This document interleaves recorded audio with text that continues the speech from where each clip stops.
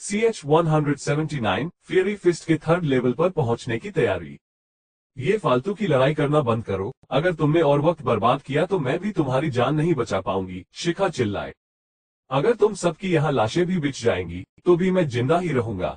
तुम्हें अगर मुझे पकड़ना है तो खुद पकड़ कर दिखाओ, ये बकवास मत करो मेरे सामने। आरव उस टूटी बिल्डिंग के ऊपर खड़े होकर चिल्ला रहा था। शायद ये उसका रिलैक्स करने का तरीका था। उसकी बात सुनकर शिखा भी मुस्कुराने लगी। उसने आज तक ऐसा लड़का कभी नहीं देखा था। ठीक है, मैं तब तक इंतजार करूंगी जब तक कि तुम खुद हार नहीं मान लेते, शिखा ने मन ही मन सोचा। सारे एक ही तरीके से अटैक कर रहे थे। पहले मैजिशियन से लड़ने के लिए और उनकी शक्ति बर्बाद करने के लिए सर्वेंट क्लास बीस्ट आते थे, और जब वो थकने लगते थे तो वॉरियर क्लास बीस्ट आते थे। उन लोगों की हालत को देखकर ऐसा लग रहा था कि अदाताएं छिपकलियां अब कभी भी आ सकती हैं।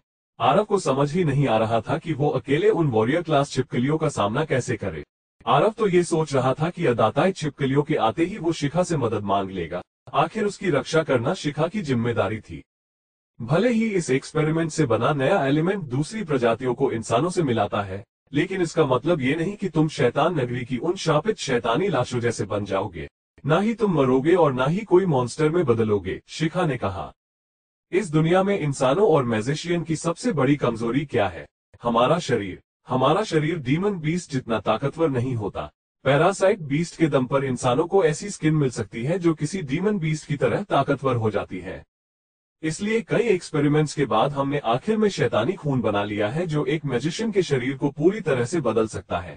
ये तुम्हें अपार शक्ति देगा और तुम्हारे शरीर को एक डीमन बीस्ट से मिला देगा, जिससे तुम्हारे अंदर उसकी शक्तियां भी आ जाएंगी। तुम इतने ताकतवर हो जाओगे कि बिना किसी मैजिक स्पेल के भी डीमन बीस्ट से लड़ पाओगे। शिखा जबरदस्ती आरव का ब्रेन वॉश करने की कोशिश कर रही थी।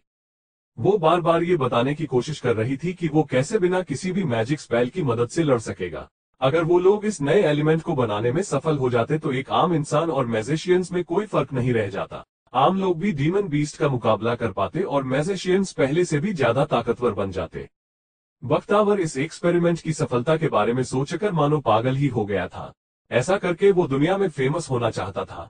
इसलिए वो और उसके सैनिक गवर्नमेंट और मैजिक एसोसिएशन के खिलाफ जाकर भी ये एक्सपेरिमेंट कर रहे थे। सिर्फ इतना ही नहीं, बल्कि हंटर यूनियन ने भी उन्हें ब्लैकलिस्ट कर दिया था। अगर ये इतना ही शक्तिशाली है तो फिर तुम इसे खुद पर इस्तेमाल क्यों नहीं करती, और तुम तो न जाने कितने बख्तावर जैसे सिरफिरे ढूंढ सकती हो। आरव उन विशाल छिपकलियों का सामना कर रहा था, इसलिए उसे शिखा को जवाब देने में काफी देर लगी। हमारे पिछले सारे टेस्ट सब्जेक्ट खुद इस एक्सपेरिमेंट में शामिल होने के लिए राजी हुए थे। हमारे पास अभी कई वॉलंटियर्स हैं, लेकिन वो सब इस एक्सपेरिमेंट में फेल हो जाएंगे। हमने पिछले जितने भी लोगों पर इस शैतानी खून का इस्तेमाल किया, या तो वो पागल मॉन्स्टर में बदल गए या तो जिंदा लाशों में, शिखा ने कहा। उधर चीता ने उस फायर टाइप अदाताई छिपकली को वहां से भागने पर मजबूर कर दिया था और अब आरव के पास आ गया था, जिसकी वजह से आरव को 2 मिनट आराम करने का मौका मिल गया। इसी बीच उसने शिखा की तरफ देखा जिसे बाकी के सैनिक प्रोटेक्ट कर रहे थे। अभी तक तो तुमने मुझे एडवाइस दी, लेकिन अब मैं तुम्हें एडवाइस देता हूँ। अगर तुम्हें आर्मी में रहकर अपने सपने पूरे करना मुश्किल लग रहा है तो मेरे पास तुम्हारे लिए एक दूसरा काम भी है। इस काम के बहुत फायदे हैं। इसमें तुम्हें कई सारे बीस्ट दिए जाएंगे तुम्हारी मदद के लिए, और तुम्हारे खुद के कई सैनिक भी होंगे।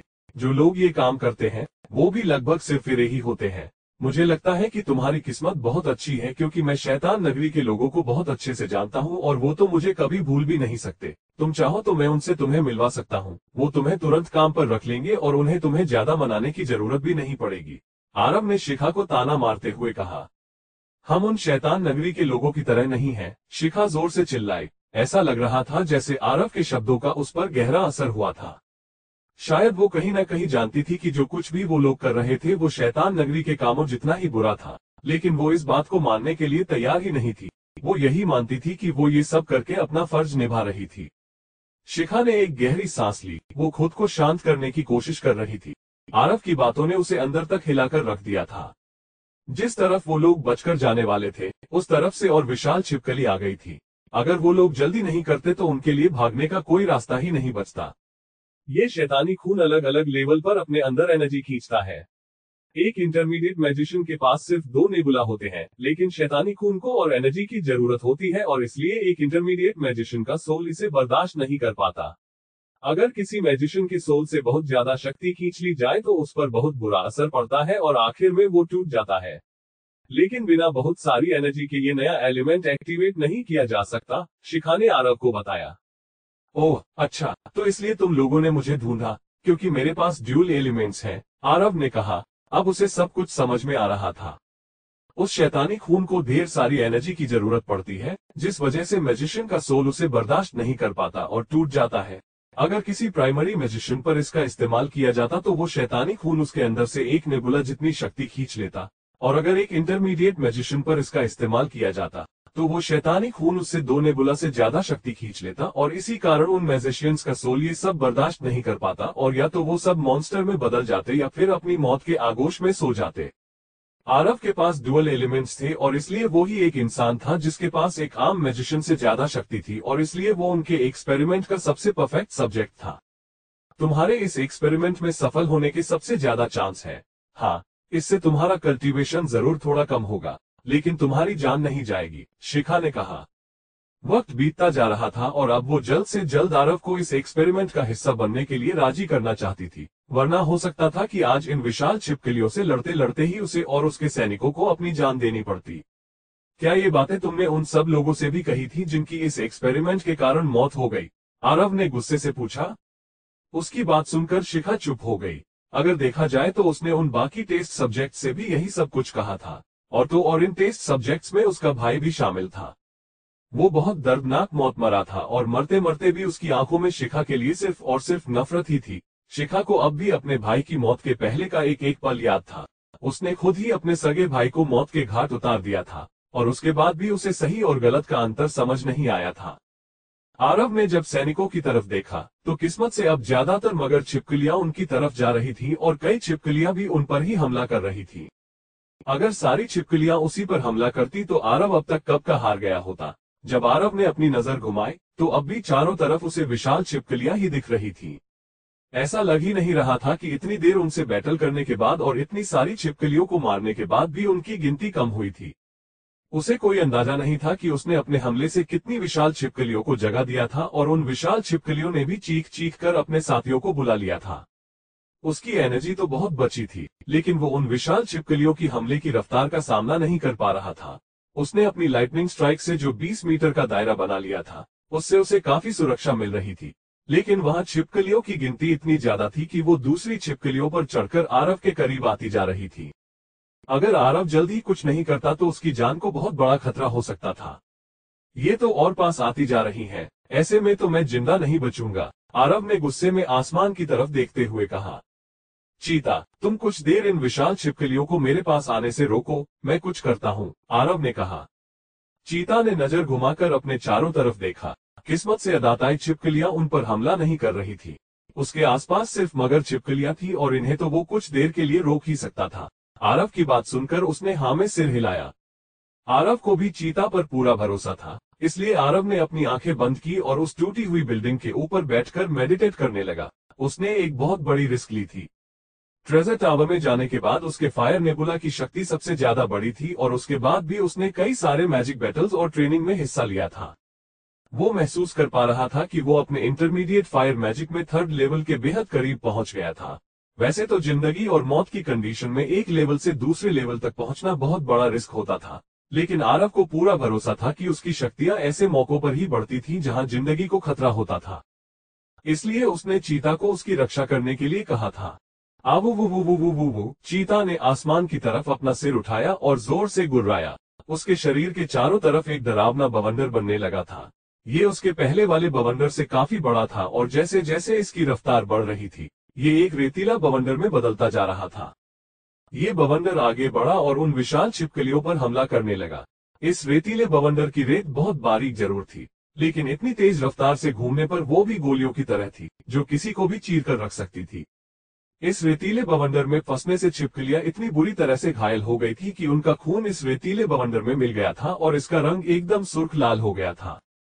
ये रेतीला बवंडर छिपकली मारने की मशीन बन गया था। इस बवंडर के आसपास सब कुछ उथल पुथल हो गया था। पुराने एडवर्टाइजमेंट बोर्ड्स उड़कर फिर गए थे, बिल्डिंगें ढहने लगी थी, और एक साथ कई सारी विशाल छिपकलियों का सफाया हो गया था। इस रेतीले बवंडर में जिन भी विशाल छिपकलियों की जान गई थी, रेत के कारण उनके शरीर पर ढेर सारे छेद हो गए थे और उनका खून चारों तरफ फैल गया था। पहले चीता सिर्फ पास से ही विशाल छिपकलियों का सामना कर रहा था, क्योंकि इस तरह की स्पेल इस्तेमाल करने में उसकी बहुत शक्ति खर्च हो जाती थी। रेतीले बवंडर का हमला करने के बाद चीता बुरी तरह से हौंफ रहा था, लेकिन उसके इस हमले ने एक बार में कई विशाल छिपकलियों को मार गिराया था। ये विशाल छिपकलियां ज्यादा तेज नहीं भाग सकती थी, क्योंकि उनका शरीर काफी भारी भरकम था और वो उनकी तरफ झुंड में आगे बढ़ रही थी। इसलिए चीता का ये हमला सच में बहुत असरदार साबित हुआ। अब विशाल छिपकलियों की गिनती कुछ कम हो गई थी। चीता ने एक तीर से 2 निशाने लगाए थे। रेतीले बवंडर से मरने वाली विशाल छिपकलियों की लाशें जब जमीन पर गिरी तो कई जिंदा छिपकलियां उनके नीचे दब गईं। चीता अपने काम को बहुत सीरियसली लेता था, आरव को सुरक्षित रखने के लिए और ये ध्यान रखने के लिए कि कोई भी विशाल छिपकली उसके करीब न आए। वो लगातार अपनी ऐसी स्पेल्स का इस्तेमाल कर रहा था जिससे उसकी काफी शक्ति खर्च हो रही थी, लेकिन वो एक भी विशाल छिपकली को आरव के करीब नहीं जाने दे रहा था। आरव भी जानता था कि इस वक्त उसके लिए एक एक पल बहुत कीमती था। चीता ज्यादा देर तक उन छिपकलियों को रोककर नहीं रख सकता था। फायर एलिमेंट उसके स्पिरिट वर्ल्ड में सूरज की तरह चमक रहा था, लेकिन अब भी अगले लेवल तक पहुंचने के लिए उसे और शक्ति की जरूरत थी। आरव मेडिटेट करके उसे उस लेवल तक पहुंचना चाहता था, जिस पर पहुंचते ही वो पहले से कई गुना शक्तिशाली हो जाए। देखो, मैंने दिन रात मेडिटेशन किया है, सिर्फ तुम्हें शक्तिशाली बनाने के लिए। अब मेरी जान खतरे में है, तो क्या तुम लोग मेरी अगले लेवल तक पहुंचने में मदद करोगे ताकि हम अपने दुश्मनों को साफ कर सकें? आरव बस अपने स्टार से मिन्नत कर रहा था कि वो किसी तरह अगले लेवल तक पहुंच जाए। सच कहे तो वो बहुत नर्वस था। उसने 2-3 गहरी सांसें ली और अपने नेबुला को शक्तिशाली करने पर फोकस करने लगा। वो अपना सारा स्पिरिचुअल फोर्स अपने फायर नेबुला को दे रहा था ताकि वो जल्द से जल्द अगले लेवल तक पहुंच सके। कुछ ही पलों में आरव के इस स्पिरिचुअल फोर्स की मदद से उसका नेबुला बड़ा होने लगा और उसके स्पिरिट वर्ल्ड में चारों तरफ फैलने लगा। अगर समझने की कोशिश की जाए तो किसी मैजिशियन का स्पिरिचुअल फोर्स एक लहर की तरह होता है, जो नेबुला के स्टॉर्स को तेजी से बहाकर ले जाता है, जिससे नेबुला स्पिरिट वर्ल्ड में बड़ा होता जाता है। अगर अच्छा खासा स्पिरिचुअल फोर्स लगाया जाए तो वो अगले लेवल पर पहुंच जाता है। आरव के पास ज्यादा वक्त नहीं था। उसे जो कुछ भी करना था, कुछ सेकंडों में ही करना था, वरना उसे उस सिरफिरी औरत के सामने घुटने टेकने पड़ते। नहीं नहीं, चाहे कुछ भी हो जाए, मैं इनका टेस्ट सब्जेक्ट नहीं बनूंगा, आरव ने खुद से कहा। उसके हिसाब से वो उस एक्सपेरिमेंट का टेस्ट सब्जेक्ट बनने से बेहतर मरना पसंद करता, लेकिन वो उसका आखिरी ऑप्शन था। उसके पहले आरव अपनी पूरी शक्ति लगाकर लड़ने वाला था। चीता ने आरव को सिग्नल दिया कि वो अब ज्यादा देर इन विशाल छिपकलियों को नहीं रोक सकता था। इसलिए नहीं क्योंकि वो मगर छिपकली का सामना नहीं कर पा रहा था, बल्कि इसलिए क्योंकि उसके कुछ शक्तिशाली हमलों ने पास की एक वॉरियर क्लास छिपकली का ध्यान उसकी तरफ खींच लिया था। अगर एक बार वो उस पर हमला कर देती तो फिर उसे अपना पूरा ध्यान सिर्फ उस मगर छिपकली पर ही लगाना पड़ता, और इस दौरान बाकी की मगर छिपकलियां आरव पर हमला कर सकती थी।